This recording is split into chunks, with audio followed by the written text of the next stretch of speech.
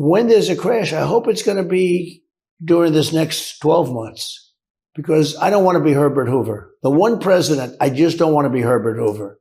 So as Donald Trump prepares for defeat before the D.C. Circuit Court of Appeals, Donald Trump did an interview with something called Lindell TV that you just watched. And Donald Trump just comes right out there and during that interview says that he hopes the economy crashes before the election. Bad for America, but good for Donald Trump. You heard that right. Let me just play that clip one more time for you right now. It's one of the most offensive and despicable things I've ever heard. But then again, I cover Donald Trump here on the MeidasTouch network, so it is there in line with all of the other ridiculous, heinous, and despicable statements he's made. Here, play this clip. When there's a crash, I hope it's going to be during this next 12 months, because I don't want to be Herbert Hoover. The one president, I just don't want to be Herbert Hoover. Then from that same interview on Lindell TV, the My Pillow Guys TV network, Donald Trump then says, the reason that the economy is booming right now is because of this. Play this clip. We have an economy that's incredible. We have an economy that's so fragile. And the only reason it's running now is it's running off the fumes of what we did, what the Trump administration. It's just running off the fumes.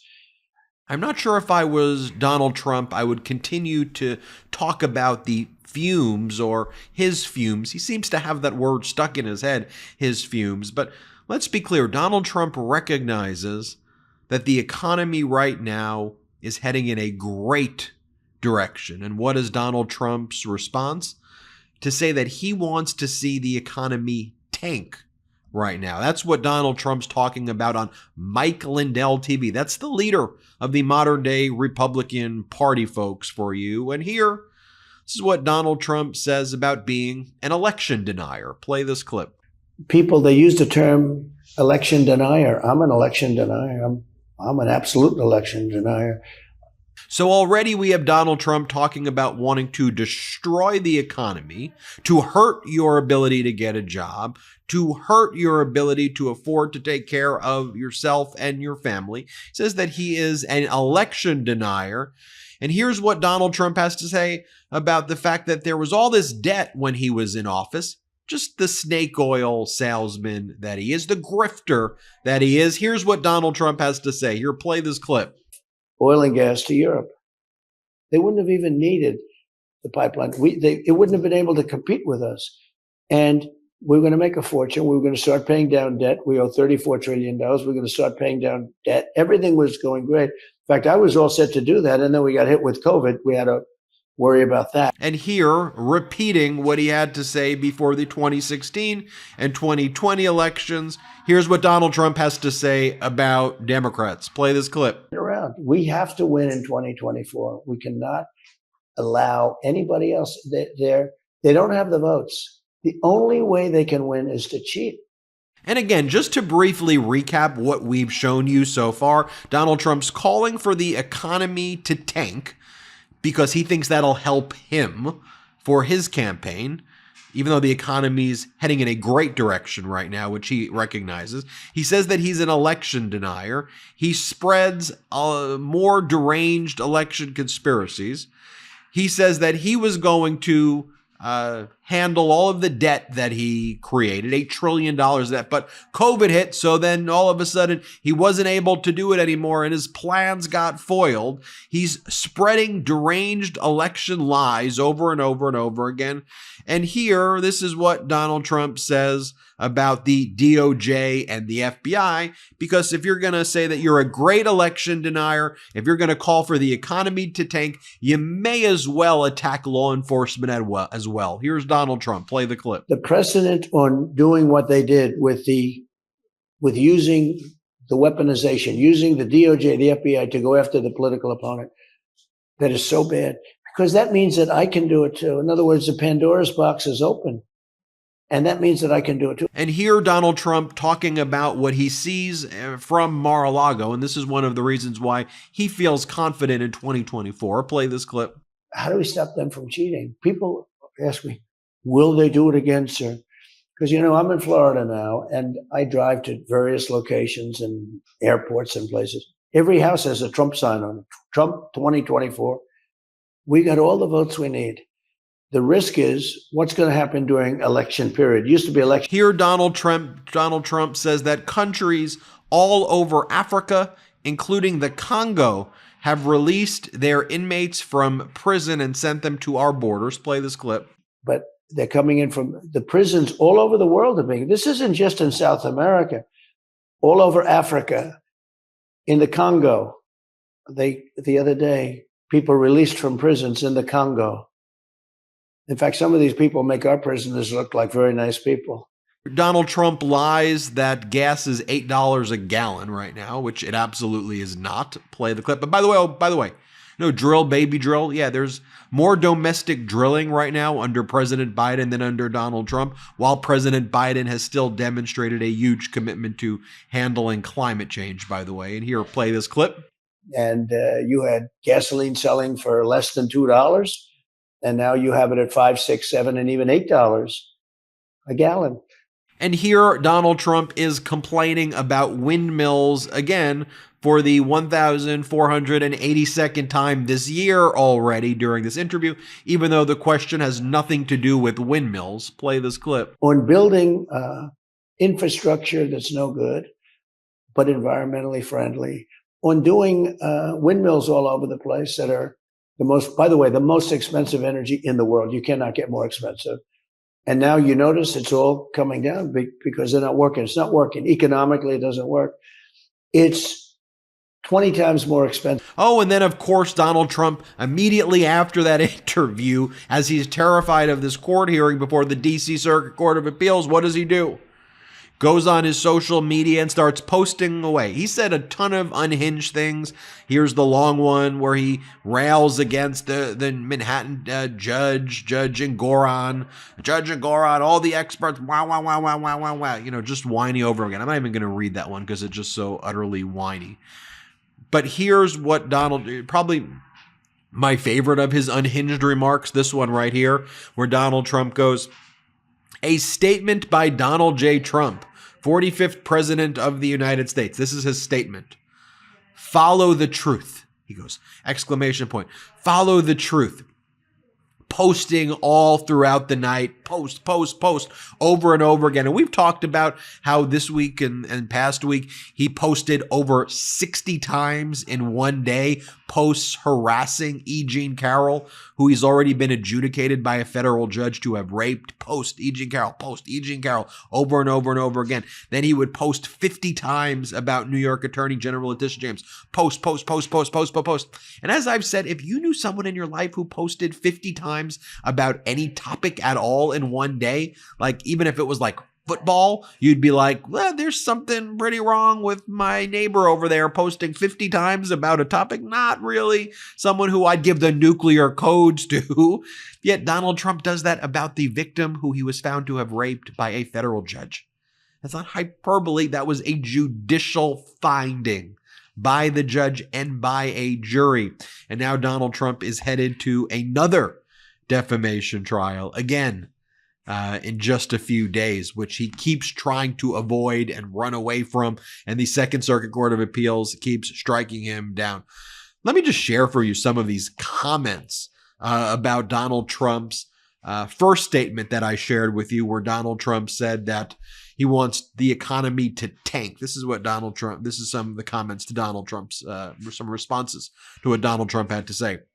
One person writes, so weird how Trump, Putin, and President Xi seem so consistently aligned, wishing the same things for America. Another person posted on social media, no candidate should ever want the American people and the U.S. economy to suffer just for their own political gain. Of course. Here's another post. I'm pretty sure that if he's willing to crash the economy, he was willing to overthrow our democracy. Well said. Michelle writes, this is why in red states, Republicans are putting the hurt to working families. They understand their MAGA constituents aren't smart enough to realize it's them and not Biden hurting them. Steve Vladek writes, malignant narcissism and Schadenfreude are a dangerous combination in anyone. For a candidate for public office, they ought to be disqualifying. It says a lot about our current politics, and none of it good, that they're not. And it's not a both sides issue. This is coming from one side, the Republican side, led by Donald Trump, an actual party with a leader saying out loud that they want to crash the economy right now, that they want you to suffer, that they want your family to suffer. Who's ever, remember when George H.W. Bush said, read my lips, no new taxes. Remember he said that, and then not being true to that commitment was one of the biggest devastations in his reelection campaign. You remember that? Now the Republican Party is running on, we want you to suffer. If that helps Donald Trump, you deserve the American people to suffer. Even though the economy's heading in a booming direction heading into 2024. It's disgraceful.